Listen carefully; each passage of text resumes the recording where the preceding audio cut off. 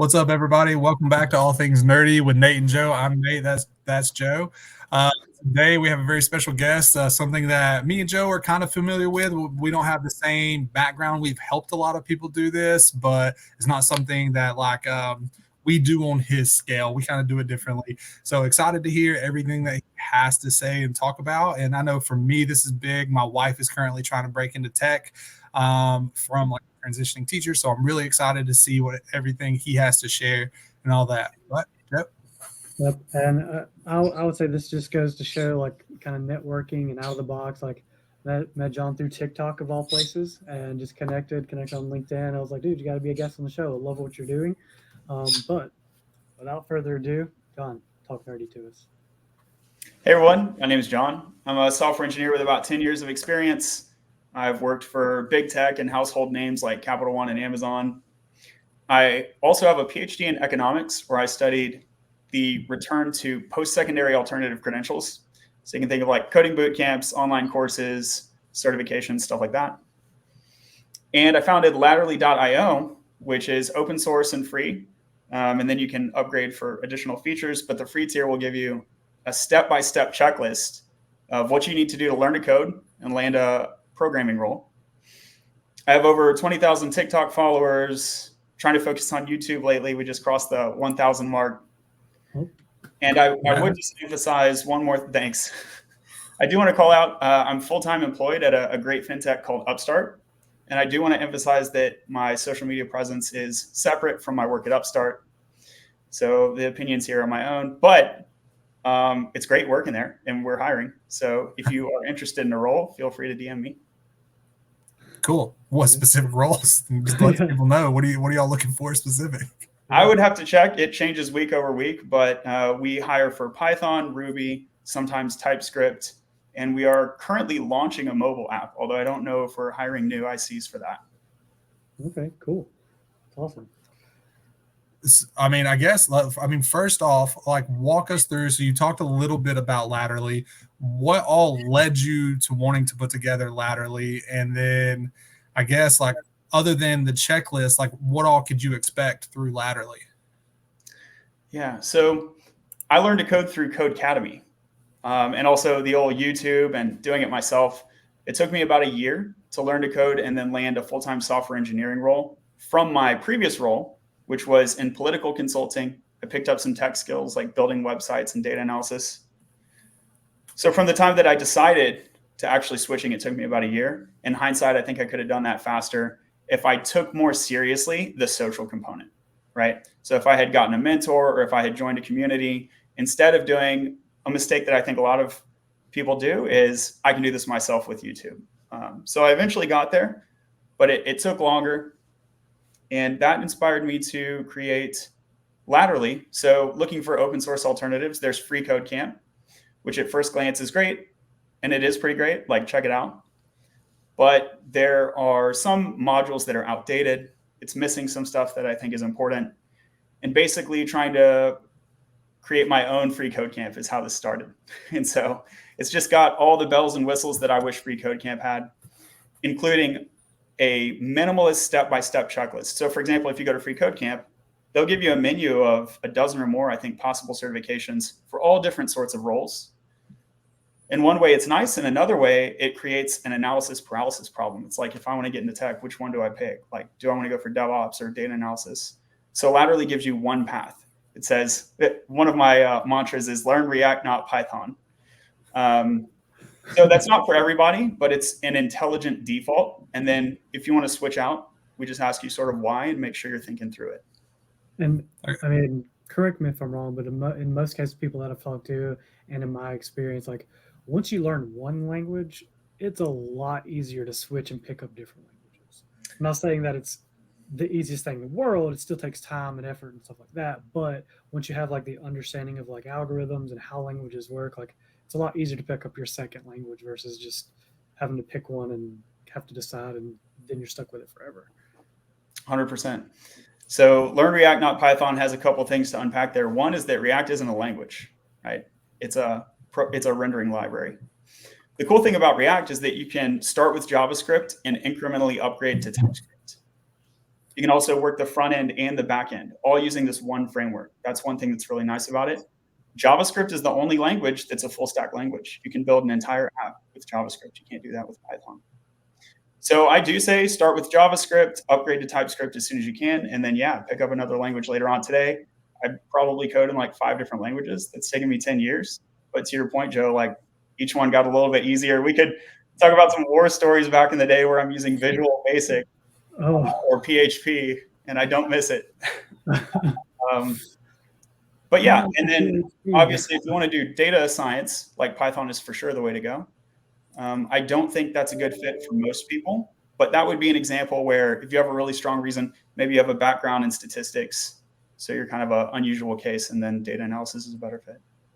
So for me, I've always heard that Python was like one of the easier languages to learn, which is why I started to learn it. I use like an app, right? Like gets you to build like a tip calculator and then a golf scorecard and all kinds of different things.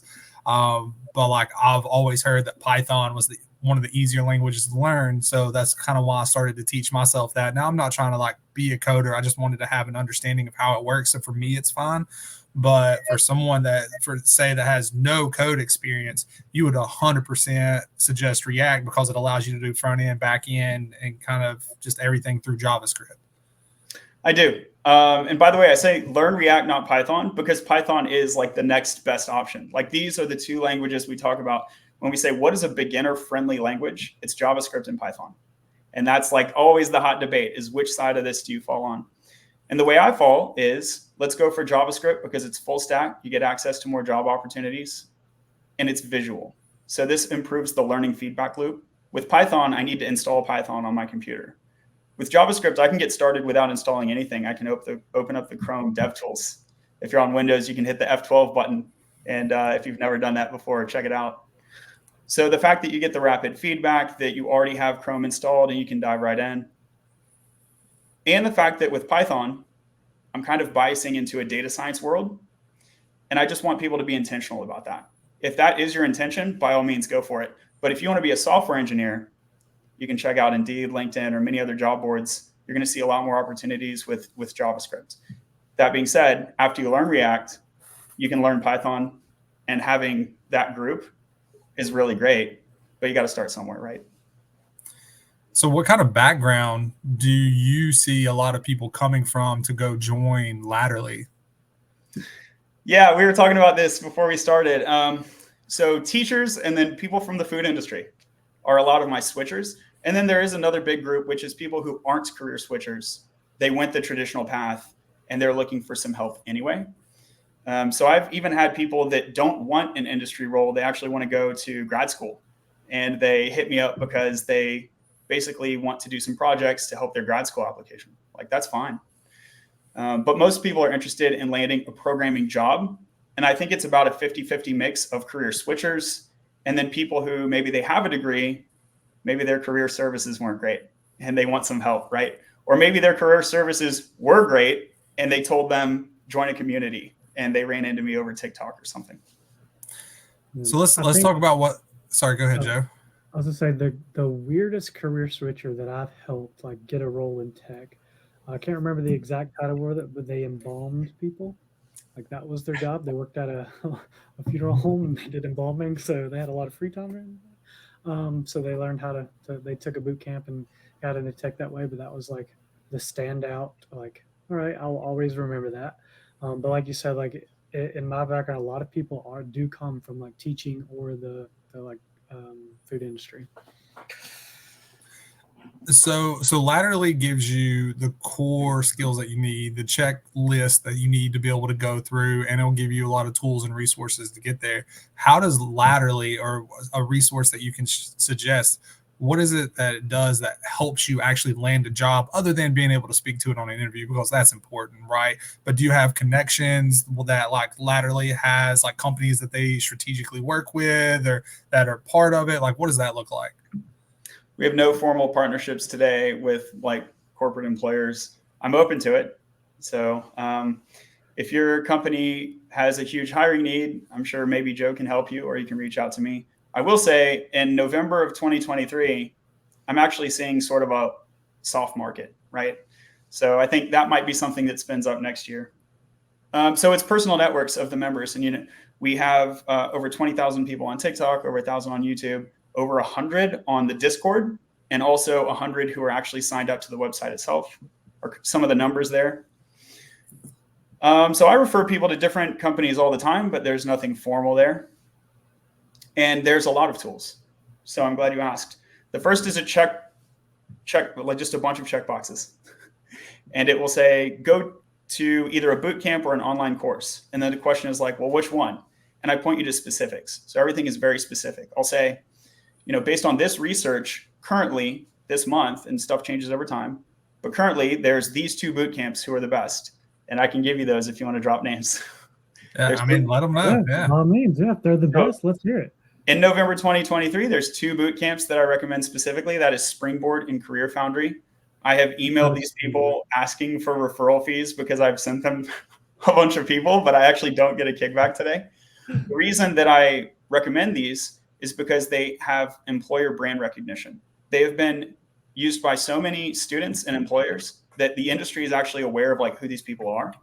That's a problem with a lot of other boot camps is no one's heard of you. So employer brand recognition is a cause of being able to hire. Just like with the school. So recognize MIT, right? Yeah. How would you compare those to say like the Meta or the Google certificates that you can get online? Awesome. I love this question. The answer is I use an OR operator.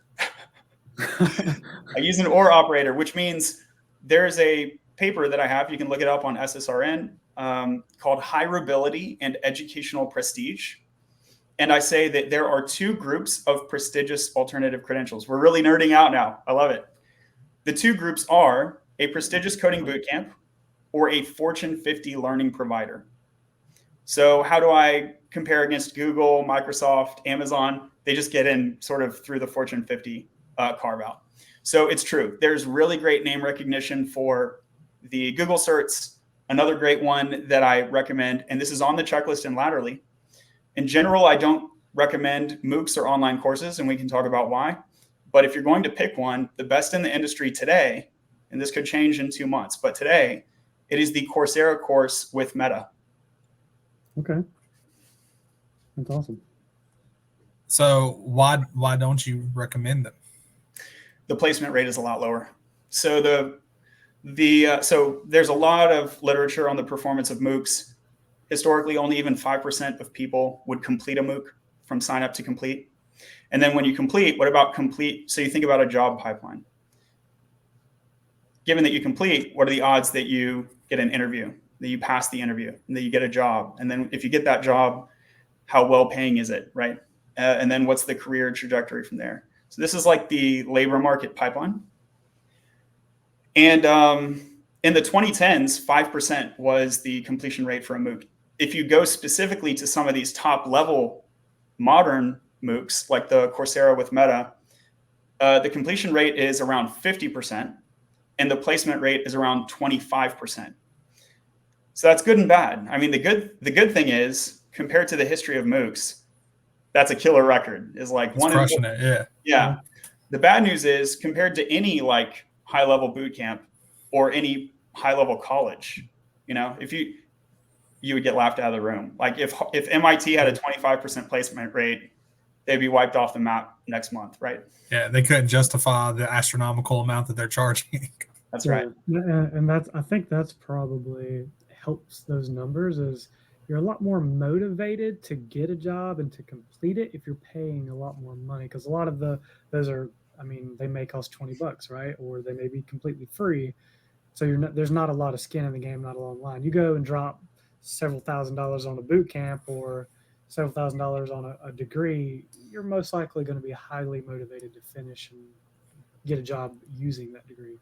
I have 2 degrees and don't use either one of them. So we're outliers. I mean, I think I have 3 degrees and I don't know if I technically use mine like it's supposed to be. Mine's in political science and sociology, and I guess like technically just human interaction, what I kind of use it, but outside of that, like I don't use either. So I don't know about that, Joe. I mean, I got master's in software engineering, an MBA, and a bachelor's in IT. So, I mean, I wouldn't say technically I use them, but Yeah. They're useful for the knowledge that I gained while I was doing it. Yeah. So, I mean, back to you and back to breaking into tech versus me and Joe and our useless degrees. I have a point here, though. I have a point here on the degree, and you can check out the Stack Overflow Developer Survey to see what sorts of degrees developers have. Interestingly, most software developers either don't have a degree or have a degree in a non-computer science field. So CS degrees, we call it the traditional path, but it's less than half of the programmers in the industry. Yeah. That's awesome, actually.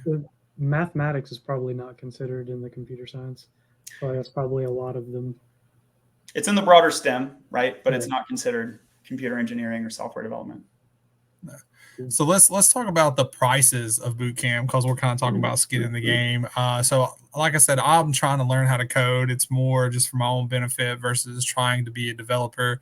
But when I was looking at some code camps, because I was like, oh, these will help, some instruction and some, formal, like this is what you do, versus the app I use is just like, good luck. But they cost so much. And a lot of them tout like, oh, we have X amount of placement rates. And the two that you named, actually, I haven't even looked up, right? So what are your thoughts on how much boot camps are, the demand that goes into them, and are they worth it outside of the two that you recommend? Great questions. There's a lot to go through there. Good thing we're nerding out. The first thing I would point out is that Springboard and Career Foundry are below the average bootcamp price. They also both have job guarantees. So remember, I have a background in economics. If you watch, I don't know, CNBC, like Moneybox, or one of these investing shows, you'll often hear about the return on investment. And education is an investment. You're spending money to get something in return, right? One of the things that's often missed is risk. You don't just want a high return, you want a high risk-adjusted return. So most coding boot camps don't have a job guarantee. These two do. The change in the return on investment is small. The change in the risk-adjusted return on investment is massive. It's like 10x. So these prestigious coding boot camps, and I'll give you the rule here real quick. This is the top 2% of coding boot camps. They're built different, right? They're built different. So I tell people, don't go to a coding boot camp. Go to a prestigious coding boot camp. Don't get a certification. Get a prestigious certification. There's a website called interviewing.io where they hire big tech engineers to do real practice interviews with you. So you sort of pay them and they give you a real interview and they give you real feedback. That's cool. Yeah, one of the problems we see is that job candidates don't get good feedback, right? They're like, it felt like, and I'm sure, Joe, you can relate to this. Probably you talk to people and they'll ask you for feedback and you're like, I can't help you, man. They're not telling me anything either. Yeah, or you have to be very careful what you say with the feedback you were given because, being sued. So interviewing.io, by default, you and the interviewer are co-anonymized. So they don't have to worry about that. There's an option if you sort of do a post-interview survey on each other. And if you both select to reveal, you can reveal your identity to each other. And maybe you can get a referral over to Meta or a Google or something like that. But by default, it's anonymized. And so they will give you clear feedback. And I've used it. It helped me get an offer at Google that I turned down because my current employer made me a better offer than Google. Take that, Google. Yeah, Google. I don't know if that's a bigger plug for my current employer for interviewing.io. The point that I want to get to is Eileen Lerner is the founder of this. And she blogged basically a similar thing to what I'm saying, which is don't get a certification and don't put it on your LinkedIn. That's really counterintuitive, right? Of course you want certifications on your LinkedIn. The reason we're saying that is to get attention. You don't want the average one. You don't want a normal one. There are certain ones that are really powerful and a bunch that are a total waste of your time and money. And our time is really valuable, right? So you can check out her blog article at the interviewing.io blog. Coursera is one that works well. And so that's one that Laterally recommends. Another, I think, is TripleByte, and there are some others.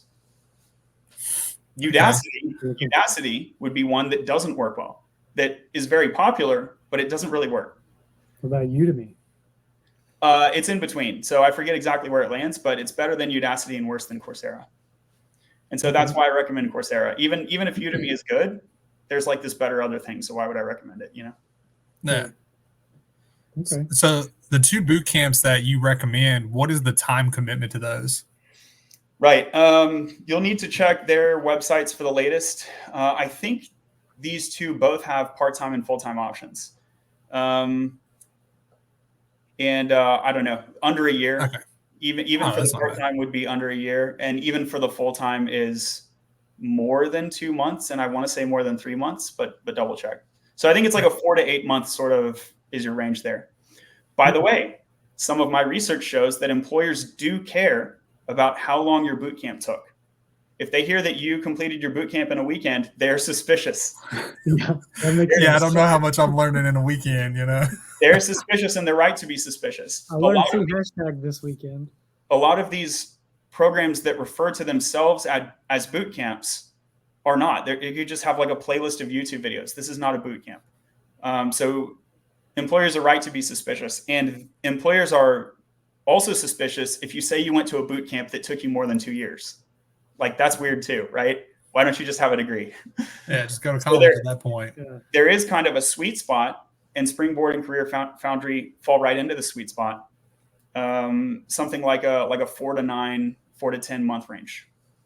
So do you only help people getting in through the software engineer career path, or does laterally, I guess, or do you have any intentions of expanding laterally to help people with like PMO certifications, like Scrum Master, PMP, and things of that nature, or do you only focus on engineering? It's a great question. I am currently helping someone become a product manager, but this is abnormal. And this is something that I'm doing because they asked me personally, not because it's in the laterally curriculum. So the laterally curriculum is built around software engineering. If you're going to break into tech, I think you should start with software engineering, and I recommend a 3 strikes rule. Try programming. If you don't like it, try another programming language. If you don't like it, try a third. And if you don't like it, probably you shouldn't be a software engineer. But I can tell you that building a data visualization application with the graphs is a whole different ballgame than building like a Discord bot or building a video game. Like, these are totally different animals, and there's different things that are fun or not fun about them. Like, maybe you're a person, you're really nerdy and you like the data analysis and you want to get into the database and do statistics and do some science. Maybe experiment in science is really your thing. Or maybe you're the person who's like really into art, and like the whole databases are gross. You just want to like make cool interactive experiences. Really, you can actually map out personality types to job roles within software engineering. So I say give it 3 strikes. If none of those work out for you, we can explore sibling roles like Scrum Master, Product Manager. But I would not start with those. And the reason is just because of the labor market. So software engineering is like where it's at in terms of employers want more software engineers than they want Scrum Masters, for example. You even think about when you have 5 developers to 1 Scrum Master, Exactly.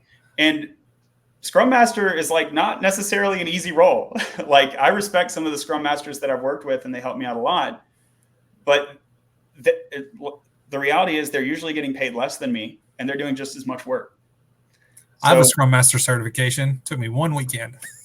That's cool, man. And that's a good point. If you can get a job off that is going to be an important question.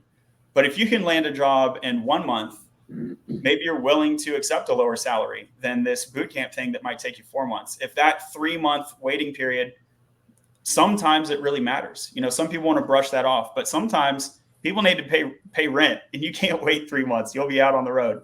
So sometimes 3 months really matters. But I would say in most cases, you want to try software engineering first and then pivot later if needed. This is this concept of intelligent defaults. When I talk about JavaScript, learn React, not Python. I want you to start here. And if you don't like it, or if you have a good reason, let's pivot. But what I'm trying to get away from is this problem. You have tech influencers like me, and some of them think they're being nuanced, and they won't tell you where to start. You say, which programming language should I start with? And they say, well, it depends. But which one? Well, it depends on what you want to do. There's more to it than that. I can tell you a lot of people want to make video games, but if they knew what the video game career industry was like, they wouldn't want to be there. So I think it's on us as the teachers and the influencers to provide context people don't have and give them an informed guidance. Well, as far as informed guidance goes, let's talk about the day-to-day of a software developer, because people on the outside looking in, they picture somebody wearing a hoodie, they got it up, right? Like just all day, every day, just clickety clacking in, not talking to anybody, you know, just like introvert and He's got just his like, anime t-shirt on. I see that. I was going to say something about it. We did an anime episode yesterday. It was a special episode, 3.5 hours long. Jesus. Do you know who it is? Yeah. Demon Slayer. Yeah. There you go. There you go. So Demon Slayer was my number 5. But anyways, you get back to this. Talk about the day to day and how, like, it is you and your computer, but there's a lot more to it than that. That's true. And we do wear hoodies. It's important to mention that. And big tech, the first thing you do is you get a new jacket, right? Wherever you go, you get a new jacket. Maybe you get a backpack and a cup. I'm big on hats. So I like to collect hats. It's fun, but it's not the most important part of software engineering.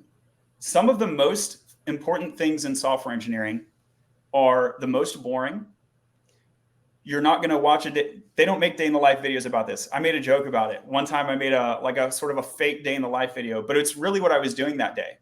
And it's just a video of me staring at a broken Jenkins build for 6 hours. Like, there are days like this. And this is one of the reasons that many employers like the college degree, because what the college degree is telling them is not that you know the details of JavaScript syntax, but that you can put up with prolonged periods of boring work. And so that is a really good reason that the college degree means that you're probably going to be a good programmer, even if it's not a computer science degree. So earlier I said less than half of professional programmers have a computer science degree. That's true, but 80% of them have some sort of degree. I mean, yeah, I had to put up with so much nonsense to get my degrees. Oh my gosh. Yeah. And there's a lot of nonsense. One of the hardest parts of being a software engineer is working with people. So we think about getting away from people and getting into my IDE, and I'm just coding and dealing with a system. And the system never lies to you, right? And there's this things versus person distinction. And we think about the stereotypical person in software engineering is things oriented rather than person oriented. Earlier, I talked about how in reality, you can actually map different personalities to different roles within software engineering. And this is true. And this is where diversity comes in. Don't think about the stereotype. There may be a lot of people who fit that stereotype. I assure you, there's a lot of people who don't fit that stereotype. And we want a diversity of personalities and views. It helps us think of new solutions we wouldn't have thought of. And it helps our processes go better. When you have people that can work with other people, who'd have thought?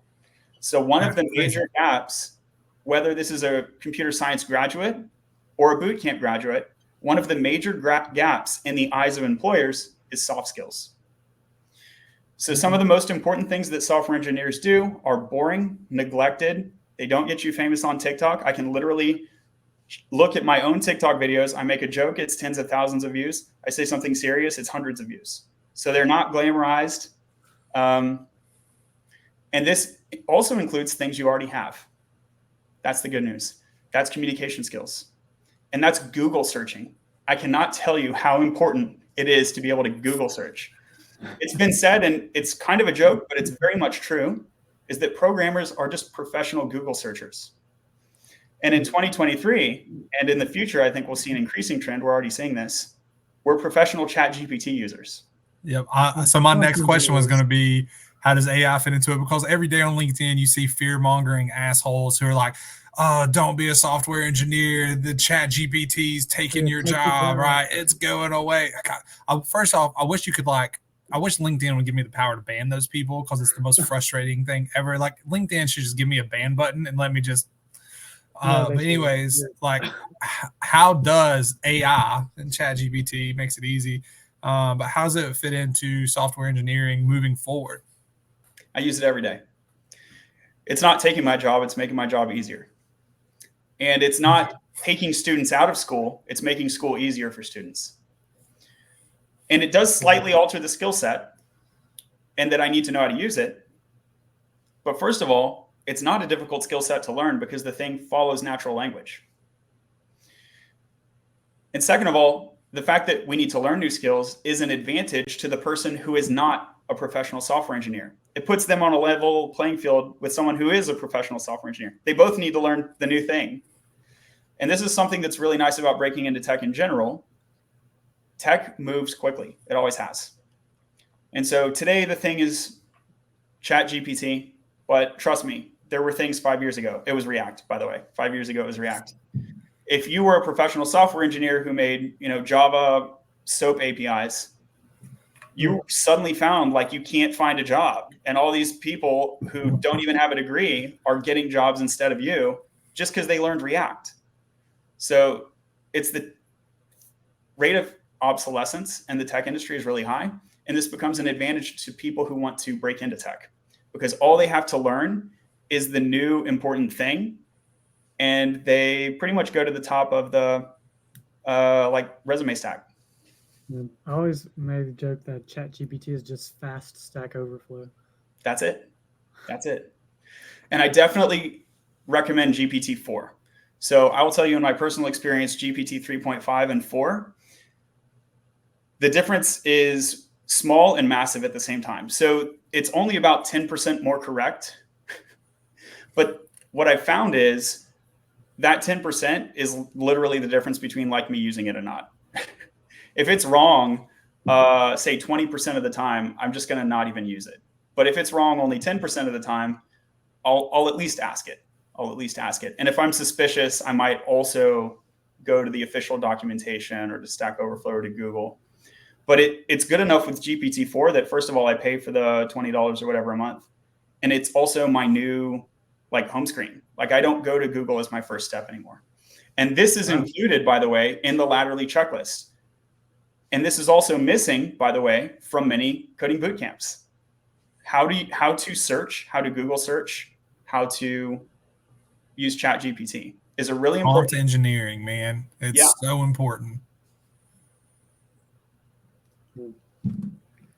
So I mean, sorry, go ahead, Joe.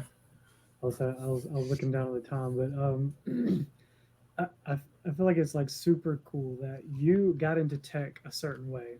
Like you did not go the standard path, and then you put all of this time and research into helping other people like get into tech a better way than you. Like you had to figure it out. You took the long way, right? You said it took like over a year to get in. It could have been faster if you would have done like more mentoring, networking, that kind of thing. Can you touch on that a little bit about like the community, that kind of thing? Sure. So the community in Latterly is still fairly small. Like I said, there's about 100 people on the Discord. One of the things the Latterly curriculum does is that it will point you to other prominent communities. So there are large communities like the Free Code Camp. There's a Discord for React developers called Reactiflux. So there's a few of these sort of like mega Discords with millions of users, and it has pros and cons there, right? So the benefit is that you get exposure to a bunch of opportunities, but none of these opportunities you don't have a deep relationship with these people. So then there are also smaller Discords and influencer-led Discords. One of those is like Latterly and I. There is a young lady on TikTok named Ella. So she has Ella Studies, which is a really great Discord, influencer-led. Ben Awad is a well-known tech influencer. He has a great Discord. I did a hackathon with him a year or two ago. It was a lot of fun. And I never would have had that opportunity if I didn't join the Discord. So I'm a big fan of Discord-driven development. Besides that, and besides social media, the third sort of community would be these like interest-based communities. So the Latterly has an endorsed communities markdown file in the open source repository on GitHub. And I list like a bunch of these communities, and I encourage people to join 2 of them. You don't want to join like 10 because then you don't develop real relationships, but pick 2 or 3, maybe one from each category, a big one, a small one, an interest-based one. And that could be like diversity oriented, like whether gender or ethnicity. So girls who code, Black girls code, I think is one. And then there's also like religious interest groups. So there's like I don't know, Christians who code or something like that. I forget exactly what it's called, but it's listed there on the guide because they do good work and they get people jobs, and you're developing a deeper relationship when you take an approach like that. Yeah, I like the fact that you say keep it minimal to 2 or 3. I've seen people just shotgun groups and they'll get on and they'll like, or they might say like one thing, but like you're not carrying on conversations. You're not getting to know the people. Me and Joe are both in, the business of relationship building, and building relationships is an art, like actually getting to know people, active listening, asking the right questions versus just being like, what's up? I'm Nate. Here's my life. Talk to you later. Hope you really liked me. And wanted to shout out Stephanie's comment. I really appreciated all the information provided, John. Very helpful for someone looking to career change. Yeah. Well, we're a little over, John. I don't know. I don't know if you have something to run to or not. I mean, we usually always ask, like, if you're new and trying to get into this, how do you get into it? But it's essentially been the whole conversation, so I won't ask you that. But I guess, do you have any questions, Joe? Do you have any more questions? Yeah. I did post the links to Laterally and interviewing.oo in the chat for anyone who's interested. Yeah, and go add John on like LinkedIn or Instagram or TikTok, whatever he influences on, and then hit him up if you have questions or if you need anything. I'm sure he'd be happy to answer or follow up with you. Absolutely. Nothing else for me. I would say check out laterally.io. I'd love to see you on the Discord, and feel free to reach out. I appreciate y'all's time so much. Thanks, John. We appreciate you, man. Thank you.